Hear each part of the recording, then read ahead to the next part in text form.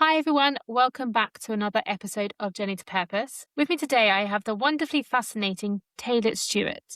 He is a licensed architect with over 25 years' experience, and he's the author of the book Conscious Home Design. Taylor, welcome. Thank you so much for being here.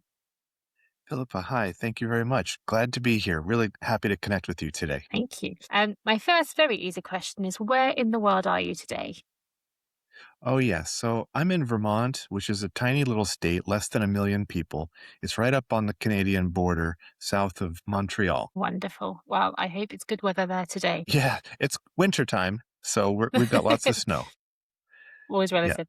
Um, first very question then. So you've got this amazing book, Conscious Home Design. Now, Yeah. obviously, my podcast is all about purpose, and we often think about career or calling. But what I find fascinating about hmm your book is actually you're talking about how homes actually shape our purpose. So, how is that? Mm-hmm. And what hmm brought you to that conclusion? Sure. So, Philippa, we spend so much time in our homes. Half our life is spent in our home.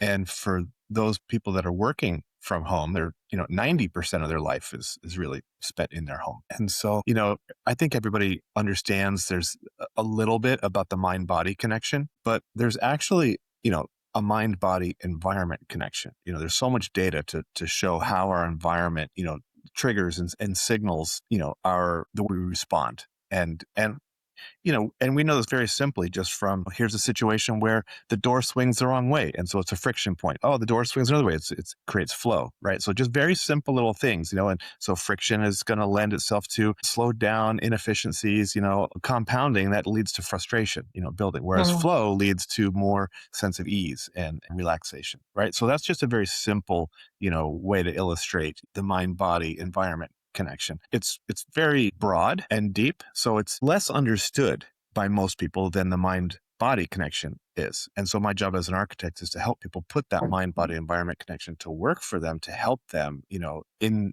their day-to-day life. And so that's really the big sort of concept, like better living through sensitive design, conscious design, intentional design of the space. Everyone's purpose is their own, regardless of their environment or their circumstances, in a sense. I believe that everyone has that comes from within. But the degree that we can live our purpose or experience it, and manifest that in our reality is impacted greatly by our circumstances and our environment.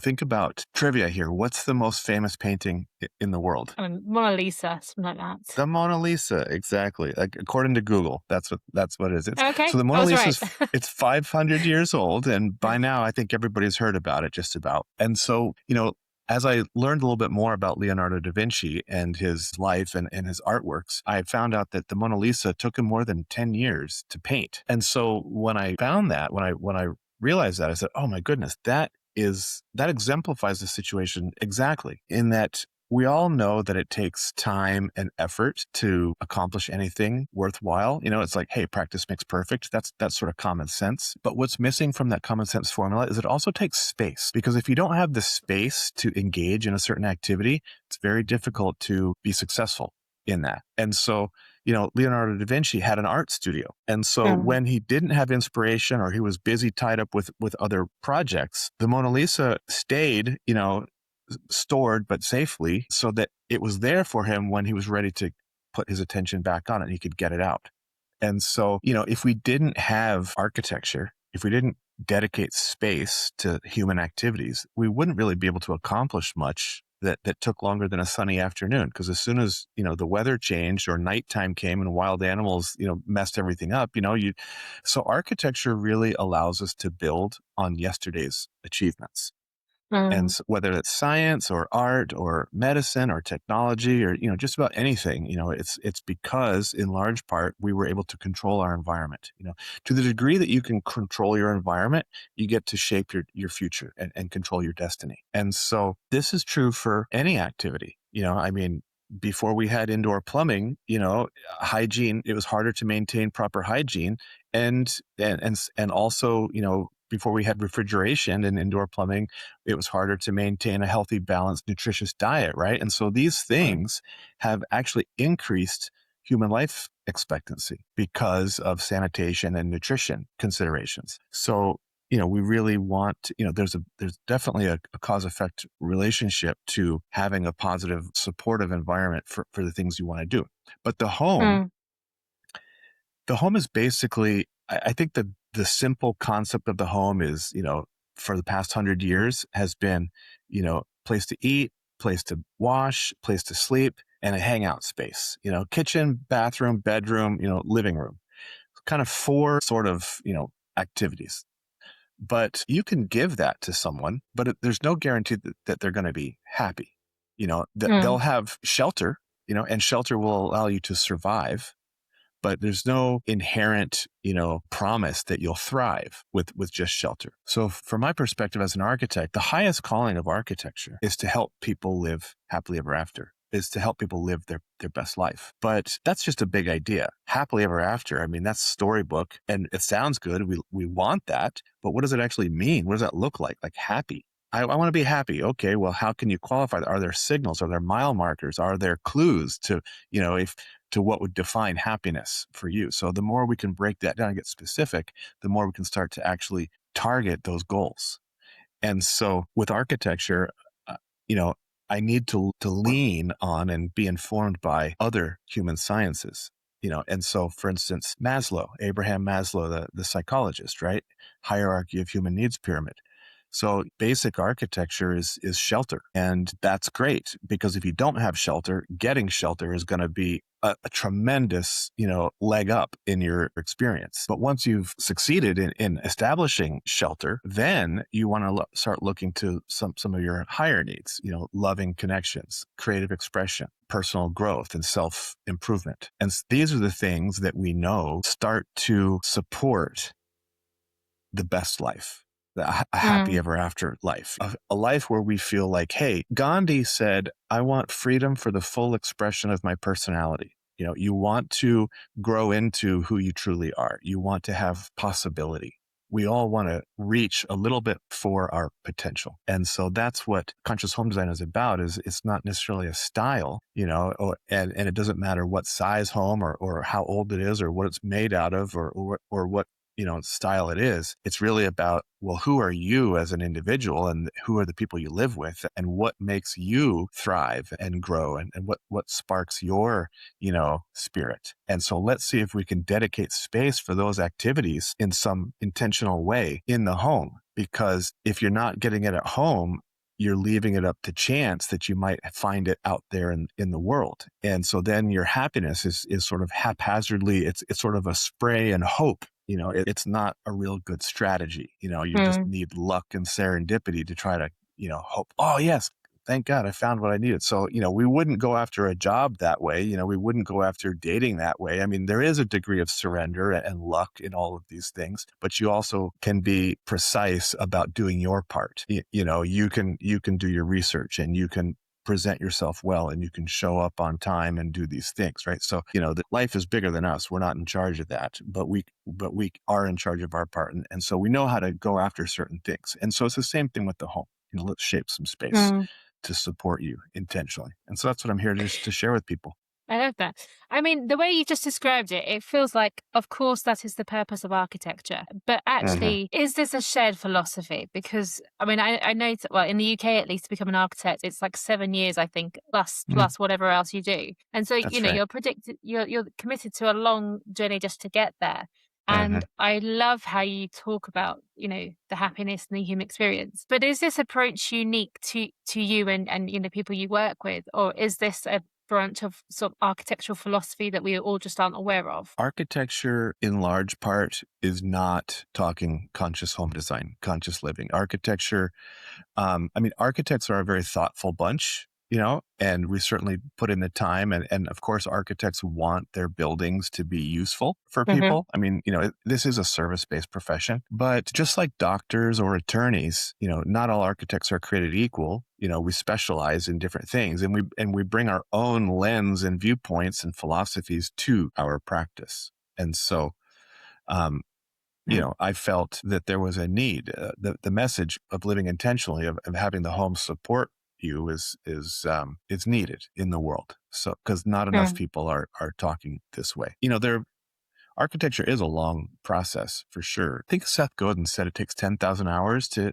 get, expert status in something, which is a nice rule of thumb.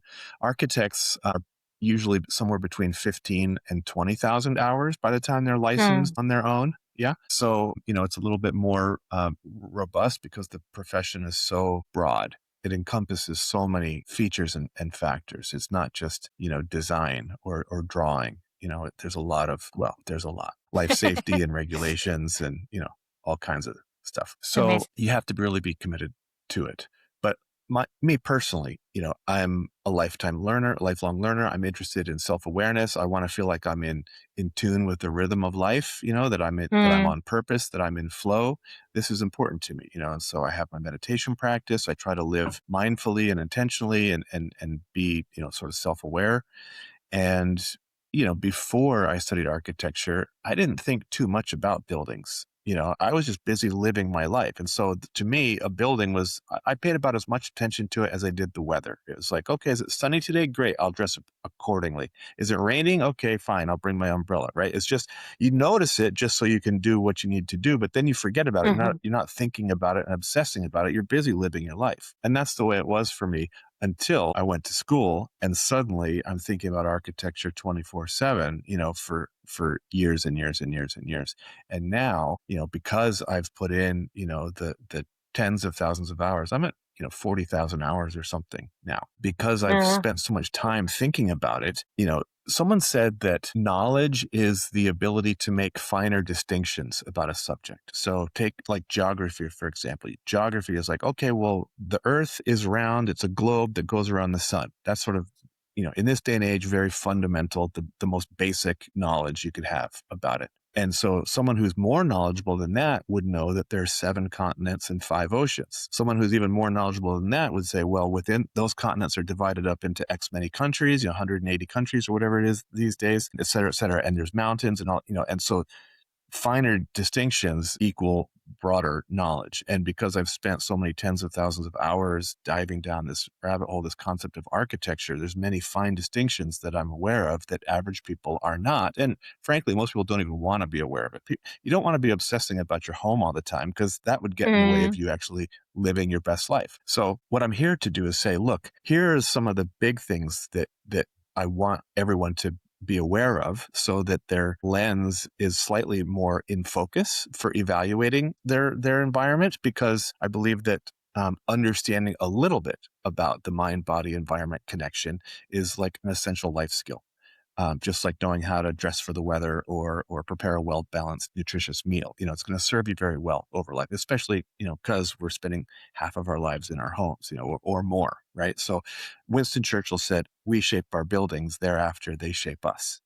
And so we just want Mm. to be a little bit intentional about the way we shape them so that they shape us in the way that we want to go and grow. So, you don't need to know everything that I know because, that's my job. I just want people to know a little bit about what they need to know and then let them know that I know the things that, don't, you shouldn't be worrying about it. Let me worry about it for you. That's my job. Yeah. Yeah. But we want to have that conversation. The best client is an educated client so that we can talk Mm. about things in a meaningful way. And I can say, Philippa, what makes you happy? What do you like to do for creative expression? What do you do for personal growth? And if we can have that discussion, then I can take some notes and say, oh, great. Let's find a way to build that into your home in such a way that so that you're actually having the opportunity to perform those activities, that the ones that feed you and help you grow. Love that.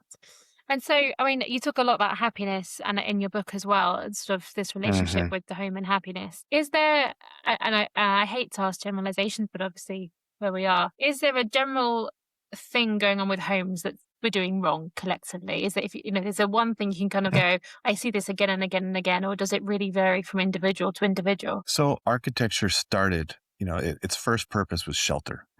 Protect yourself from the environment, from the hostile planet around. We've done that pretty well, but like I said, the basic function, the basic program of kitchen, bathroom, bedroom, hangout space hasn't changed in 100 years, except with the addition of high-speed internet. Now we have the home office. A lot of people are working from home, but prior to the internet, tiny percentage of people worked from home and they used their telephone, but now because of the internet, if you look at the difference between 1989 and 2019, the percentage of humans that worked at home was much bigger. And then of course, when COVID happened, everyone was working from home if they could, for a while. But still, so maybe the addition of the home office, but the basic program of the house is still the same. And I'm saying that was great to get us, out of the dark ages, that got us out of out of the medieval times, and now we have plumbing and electricity and refrigeration and heating and air conditioning and amazing things that help us do so much better. But like we just touched on with Maslow, we didn't hit the end of the evolution of humanity and the evolution of the homes to support that humanity. That's just a step. We just hit a plateau there. I know that the home, when intentionally approached and thought of this way and designed this way, is actually one of the most powerful personal development tools we have available to us. It can actually, just like high performance clothing, if you've got the right size athletic wear, and the right shoes, that's going to help you do better.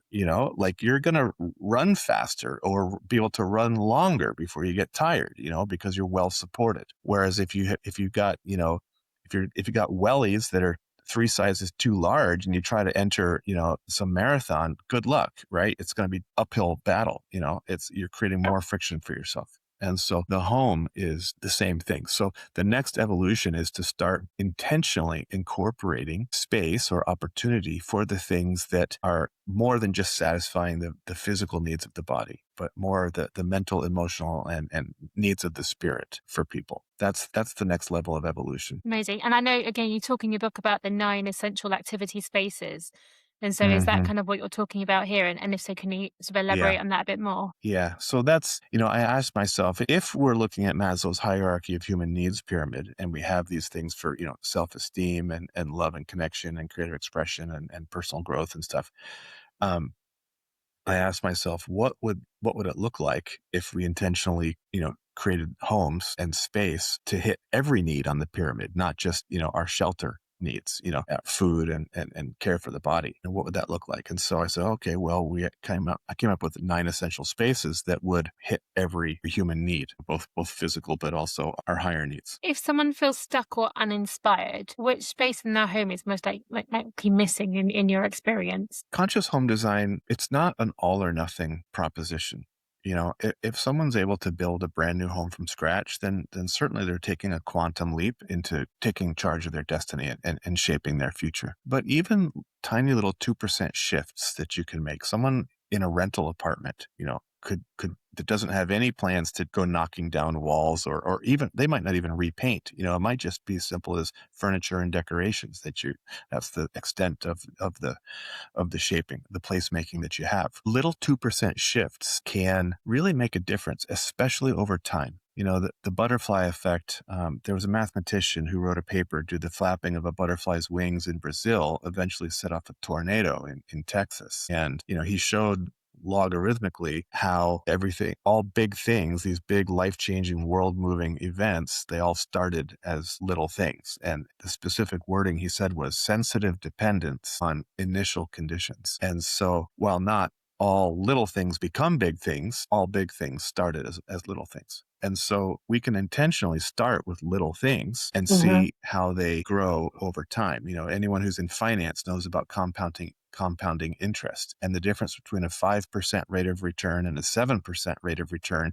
will double your results in time. So that little 2% shift is dramatic, when it's compounded. And so when you're living in your home and you shape it, you just do little things. How's that gonna, if cumulatively, if it's like, 2% here, 2% here, here, here, what if every day you felt on average 8% less stress or 8% more possibility, like, oh yes, I the things that are valuable to me, the things that give my life meaning are possible for me. They're achievable, they're attainable, like my life it works for me, that shift in outlook and that feeling, that visceral feeling of yes, of possibility. And yes, I have opportunities in my life, that hopefulness that changes things, especially, how does that, 8% every day, what would that look like over a decade? What ripple effects would go out that would then come back to you? How would that change? I mean, less instance of losing your temper because some jerk cut you off in traffic. One less time where you made a good phone call at work and that led to a sales or a promotion or something. It's like one less time where you had an argument with your loved ones and you didn't have to spend the night on the couch. It's like these little ripple effects, they're tangible and they add up. There's a cumulative effect to that. And so that's really the alchemy of conscious home design. Beyond just beautiful shelter, we're looking for ways. And so, to your point, to your question more specifically, where is that low hanging fruit for people?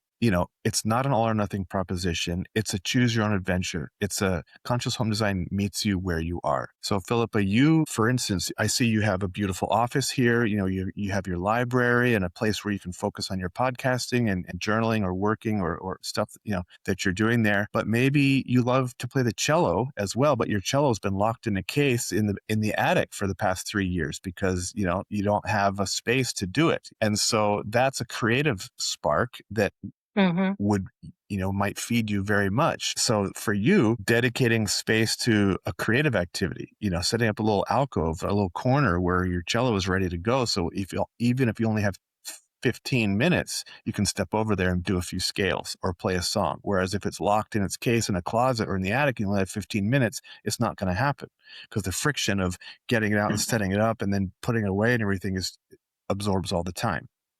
And so by dedicating space and giving yourself the opportunity, even just little moments, every step, no matter how small, that you take in the direction of your dreams sets up a positive feedback loop. It sends a signal to you, yes, my life is possible. Maybe I didn't get to play for an hour like I wanted to or like I used to before I had this job or before I had kids or before I had whatever responsibilities, that the world demands of your time. But still, it's better to do it just for 15 minutes, 3 times a week than not do it at all. And then 10 years later, wake up and go, oh my God, I'm starving. I'm drowning. I feel like I'm suffocating because you haven't been feeding yourself for all these years. You don't want to get to a crisis moment where you have to do like a radical shift. I mean, that happens all the time. So, we need to be forgiving and understanding. But the hope behind conscious home design is that we intentionally set things up so that life is more supportive and more fulfilling. And so we have less, midlife crises, or big shifts as things go on. So that transitions, when they happen as the natural ebb and flow of life, are more gentle. How about that? I love that. And funny enough, I am a musician, and I've been thinking recently, going, I need to do more music, and it's tucked away. I've got to get it out. So it's like you read my mind. Sure. But I Yeah. mean, I think the way you break it down, and I think it's important to remember that these things in life are incremental. What a small shift leads to a big change, and I think that's a really strong message. But I know you've done a lot of. In your book, you talk about sort of the Harvard studies of Oh, adult yeah. happiness, and so what from that fed your research into what actually makes people happy as they age. That what did you discover as you worked on that Yeah. study?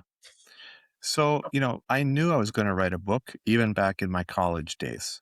And the phrase conscious home design came out of one of my old college papers, because I found that architecture, especially academia, where it's theoretical, was so building centric and design forward. It was not about the human experience, and my point was that, architecture is as much about bricks and sticks as books are about pages and ink. It's like, that's just the medium. What we're really doing here is delivering a human experience. And so, you read that book, it's about the story. It's about the inner journey that you're having. And, when you inhabit a building, it's about the journey that the people are having, while they're there. And so to a degree, it is about architecture, of course, because that's the medium of delivery. But ultimately, like if you had a planet full of architecture, but no people, like what's the point? Right.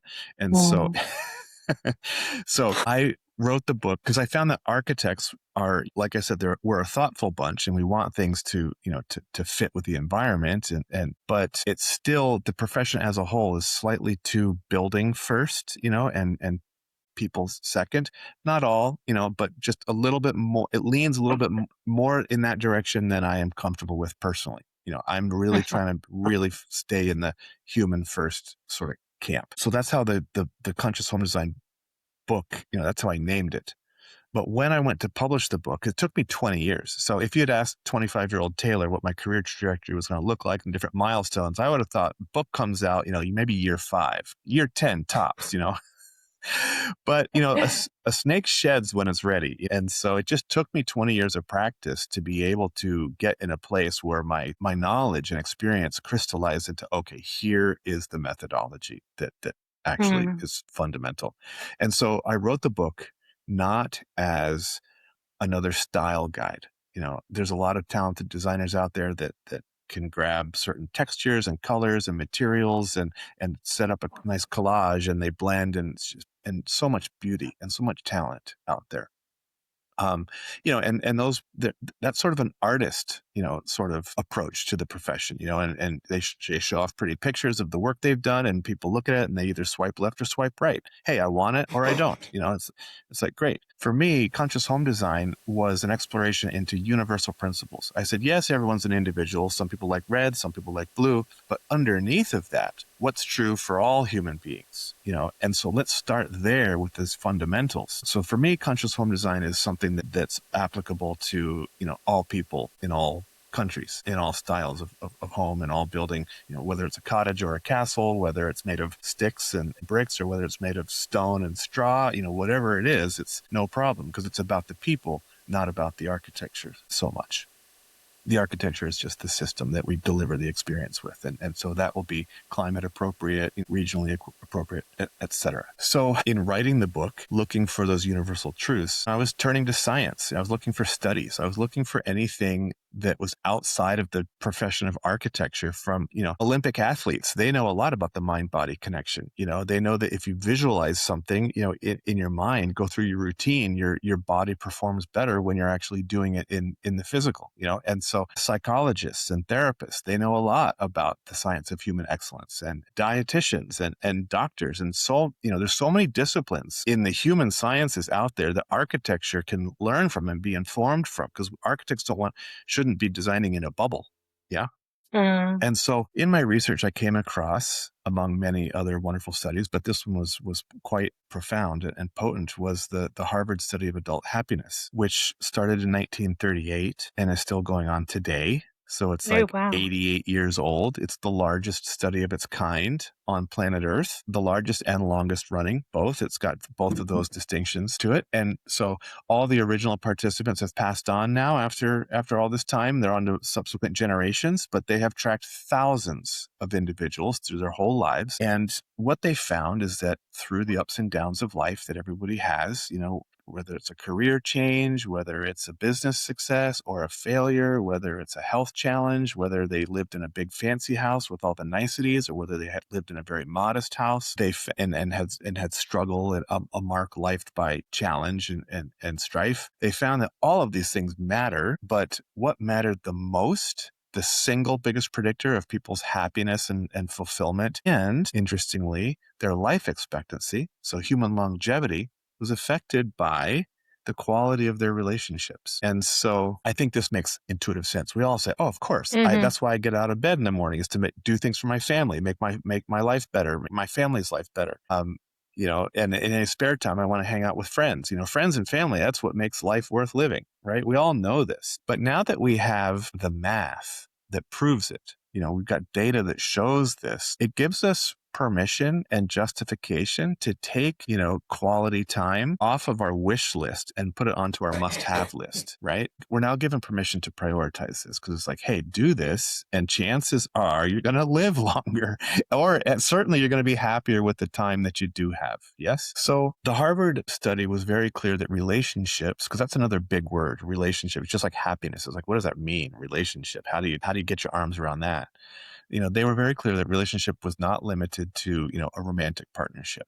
Single people could still live a long, happy, fulfilled life. Relationship encompasses all the little interactions, that the exchange. You might not even know this person's name, but you're down at the coffee store, at the corner on Saturday, getting the paper and a thing to eat and a coffee, and maybe you recognize their face, maybe they recognize yours, and or maybe they remember what you like and they say, hey, do you want the same coffee? They remember you like your coffee a certain way. That's a relationship. It's a small one, but it adds up. It's part of the bouquet of human connection that you have in your life, Mm. and they're all important. There's a cumulative effect there. So as an architect, I said, okay, goodness, if in fact the highest calling of architecture is to help people live their best life, live happily ever after, and here we have data saying best life, happily ever after, single biggest influencer and predictor of that is quality connections. I'm thinking, how can I intentionally shape space to support quality connections? What does that look like?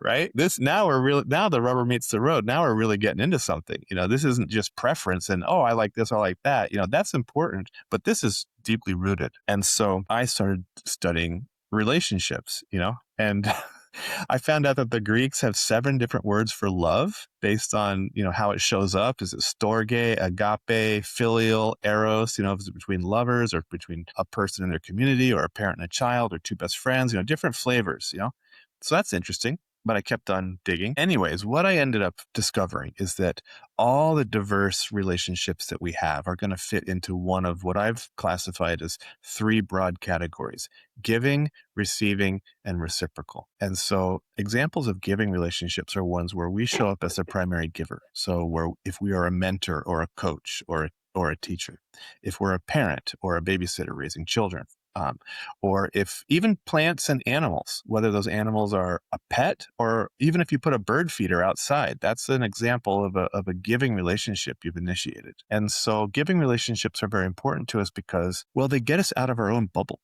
They expand our circle of awareness, and we have an inherent need to give, but you can't be giving all the time. Give, give, give, give, give. That's we also need to receive. Yeah. And so one of the ways we receive is just in a reciprocal relationship, like you and I are having right now, Philippa, is, with just 2 people showing up and we're talking about stuff.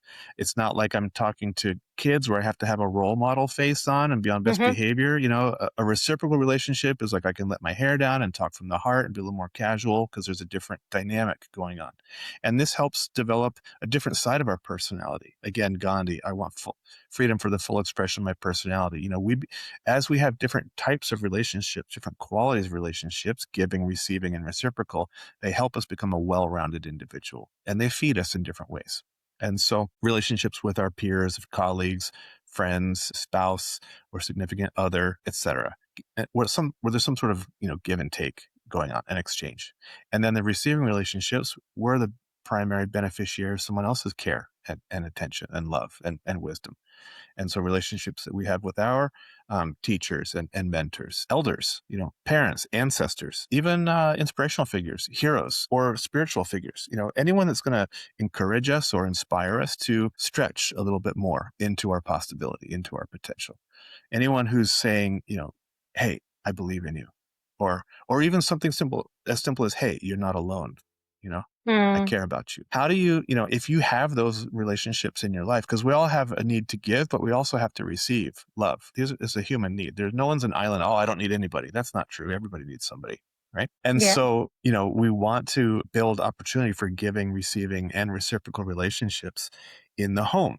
And so then the next question is, okay, well, what does that actually look like? That's a nice idea. That's a great theory, but what does it really look like, nuts and bolts? Talk to me about that. So I'm happy to go into that, but I just want to pause and No, give you a absolutely. I minute mean, to. it's fascinating stuff. I've been reflecting again in my professional development. I think I've got to a stage where I am looking for that combination of community connection versus autonomy. And for me, that's the human struggle that I see, which is like I and others want to do what I want to do, whenever I want to do it, however I want to do it. But actually, I need to have Mhm. community in my life. And sometimes there's this friction there. So I think in the context of what you're talking about, I find it really interesting because you're kind of saying actually you're kind of agreeing with me, which is like receive, reciprocal, give.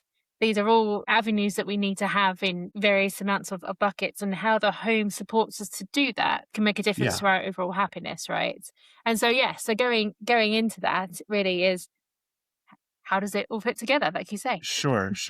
So Philippa, what you've just described is true for all of us, right? Like as we move through life, we're going to have a different ratio of a different proportion, a different recipe of giving, receiving, and receiving relationships in our life. If you're at college, you're going to be a ton of receiving relationships because all day long you're going to be in classes with professors. And then any spare time you have, you're going to be hanging out with your buds, it's all your friends. There's generally, from the majority of people at that stage in life, there's not a lot of giving relationships going on in their life, which is fine because shortly thereafter, most people settle down and start a family and have kids. And then they got young kids around. It's giving, giving, giving 24/7 for years, And so as we go through life, there's an ebb and flow. And everyone, based on if they're an introvert or an extrovert and what their social, family, societal expectations are, everyone has to find their own sort of balance of what works for them. The point is just once you can identify that these are the types of relationships, then you can look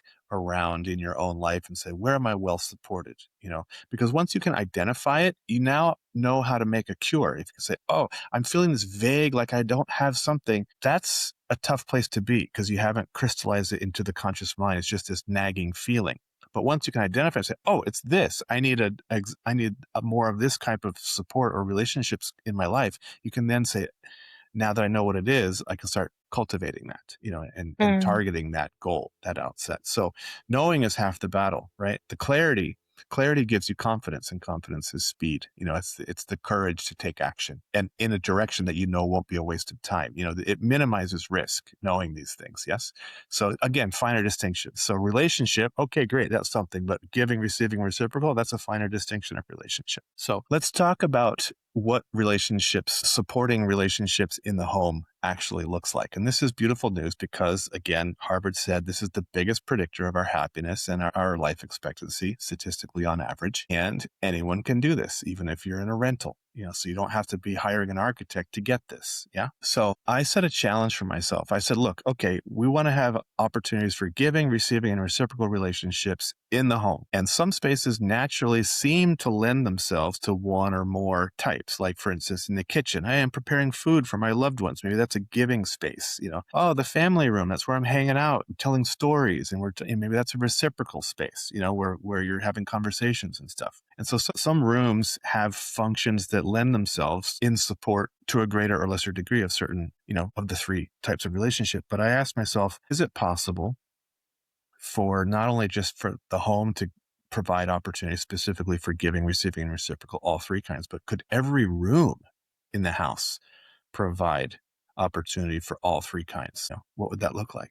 And so I challenged myself by picking the most difficult room in the house to start with, a room that's not thought of for relationships building at all. And that's the bathroom. Because the bathroom was a private space, right? It's where we go to be Yeah. alone. It's where you just take care of the body, do our business, and shut the door. Especially if you have young kids at home, you need a break. You need to hide in Or there. Yeah. yeah, or if you're at a party and someone brings over someone who doesn't know any better and they just start talking politics and you need to just excuse yourself for a minute and catch your breath, and yeah. So any number of reasons, the bathroom is a haven, which is true. It is a personal space. It's a private space. But at the same time, it's also one of the most rich environments for us to cultivate our sense of connection. And so examples of giving relationship in the bathroom, how about just putting some plants in there? It's very low maintenance, once or twice a week, take 3 steps from the sink and give them a little water, prune off a dead leaf and, say, hello plant. And, you're cultivating a little bit of something. And, beyond that giving relationship, there's also a physiological benefit to having plants in the home.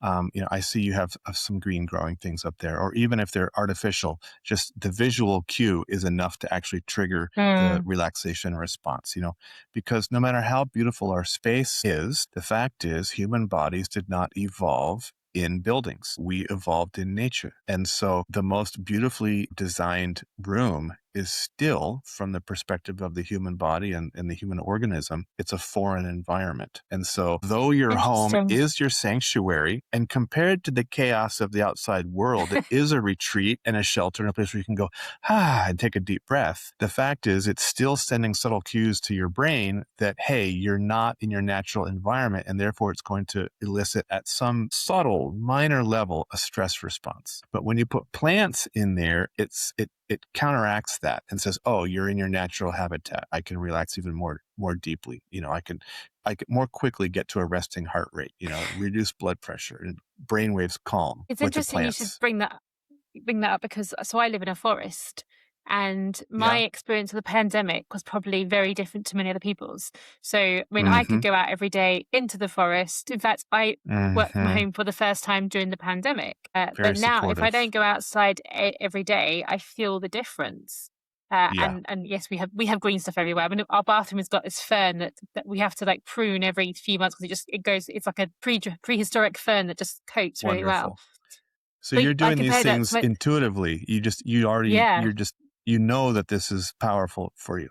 So look, if anyone listening doesn't have plants in their bathroom, put some plants in there. If you have a window, it makes it easy. Just put them on the sill Yeah. or hang them from the top or get a little shelf. If you don't have a window in your bathroom, then put in a full spectrum light bulb, something, not a daylight bulb, but a full spectrum. There's a difference, and it has more of the reds, the red hues in there, and it will give a warmer Ah, color in the bathroom. Your skin will look better. It'll be closer to what you'll see outside. Yeah, and you'll have that a little step into making what's a dead utility space become like a garden, or an oasis. mm. So taking that one step further, what about putting a fish bowl in there? And so now you come in the morning, hi fish, and you sprinkle a little food. There's a spark of joy in there, and it's like, wow, Yeah.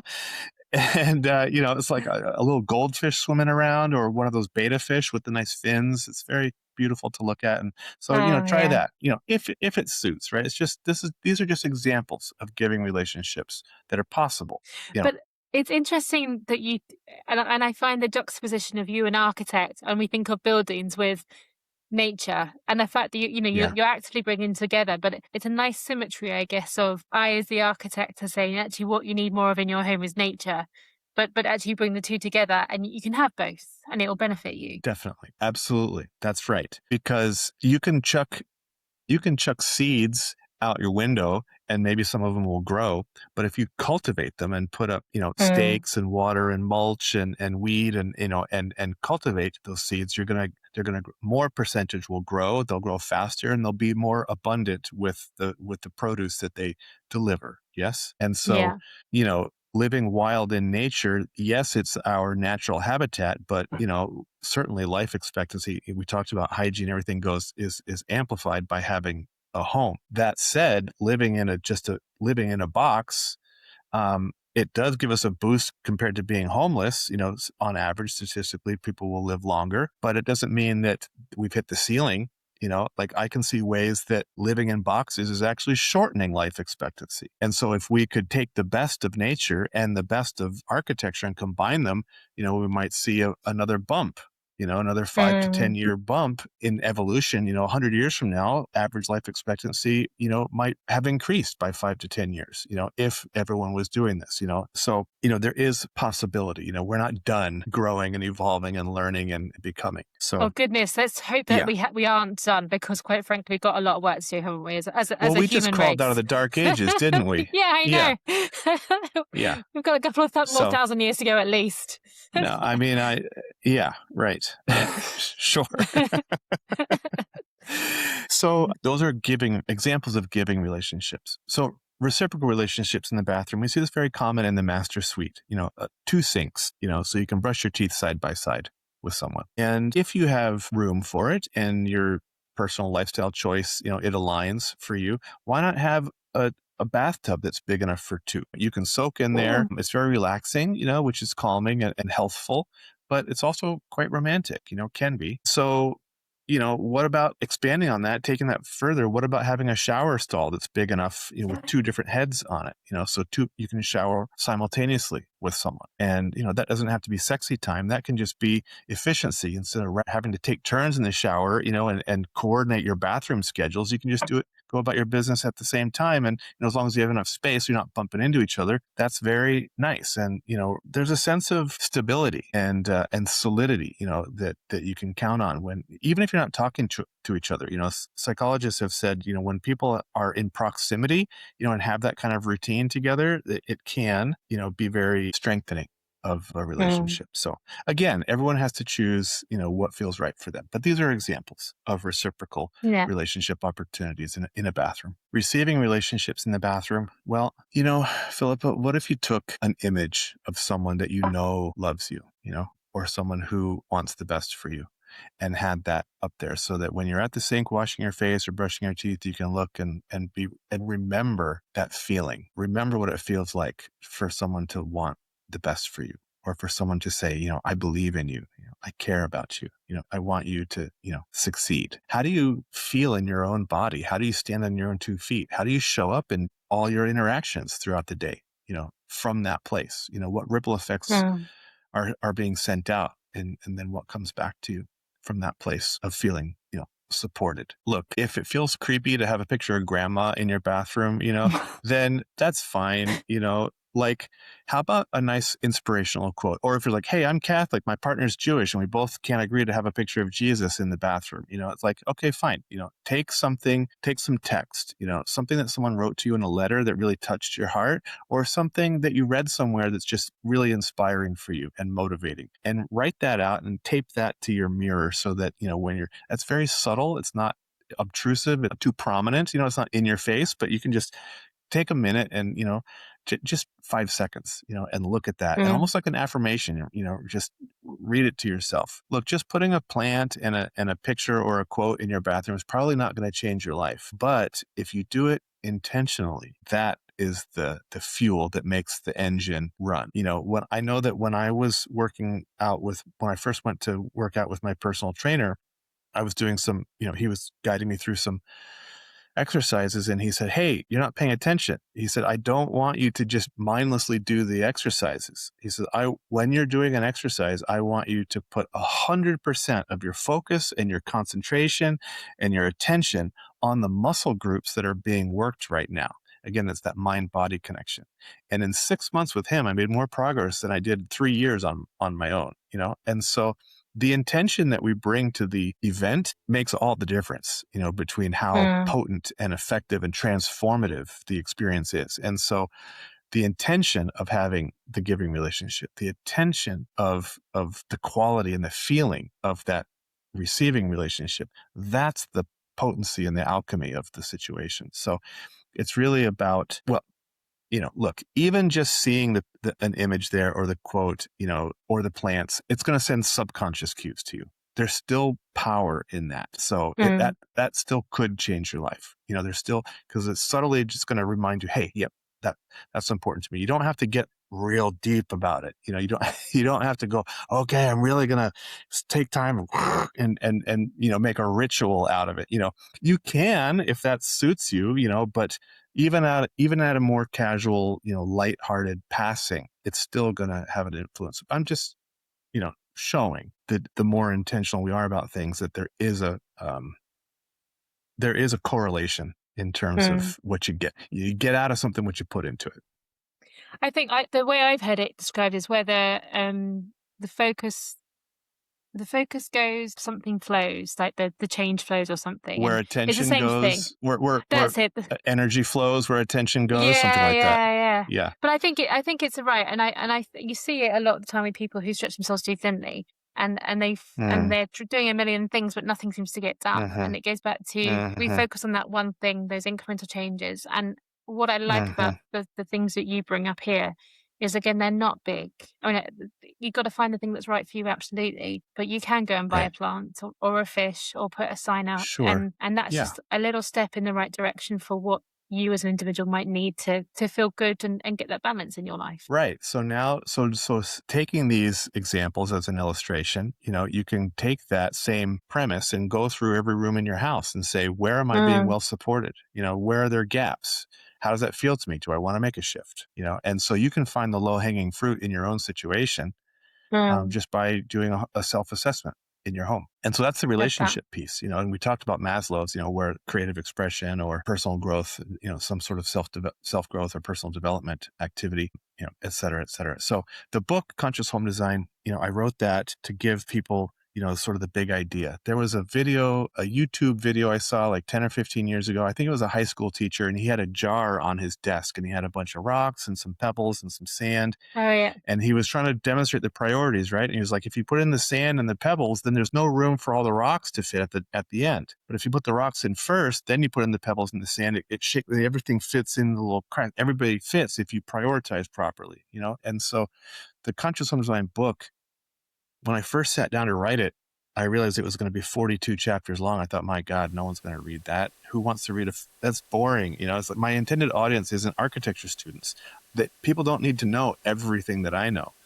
So, if I want to make something very accessible, that's, that a non-designer could read, who was zero design background at all.